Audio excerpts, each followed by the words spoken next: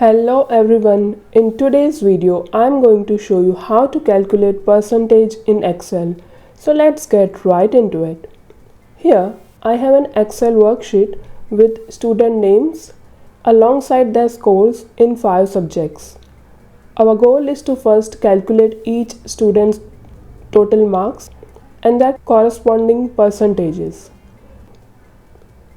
First up, total marks. Let's start with Arav Patel. Click into the total marks obtained cell for Arav. Type equal to start. Then sum followed by an open round bracket. Now highlight the cells from B2 to F2. That's Arav's scores. Close the round bracket and hit enter. And the sum formula has given us Arav's total score.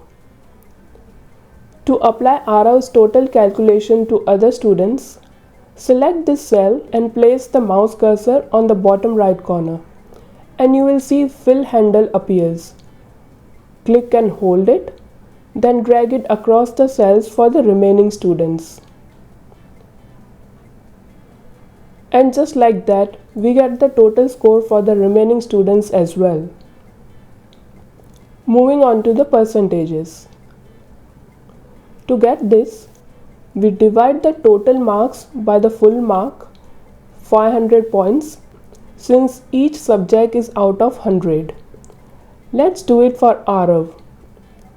Click on his percentage cell, type equal, then click on his total marks obtained and divide that by 500. Then multiply by 100 to convert it to a percentage and hit enter. Let's copy this percentage formula for our other students just like we did for total marks obtained. Drag down from Arav's percentage cell to the others. And that's it. That's how you calculate percentage in Excel. I hope you found this video helpful.